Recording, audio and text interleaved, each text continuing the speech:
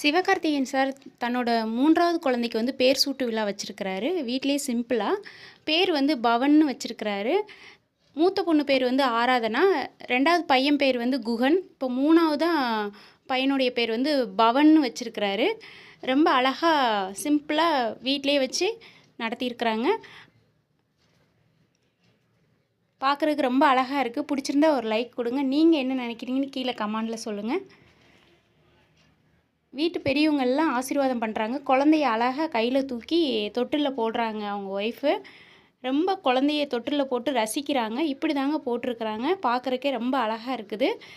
குழந்தைய தூக்கி ஆராதனா கொஞ்சுறாங்க. குகனும் எடுத்து தம்பி பாப்பாவை பார்க்குறாங்க. பார்க்குறக்கே ரொம்ப அழகாக இருக்குது. ரொம்ப அழகான ஃபேமிலி.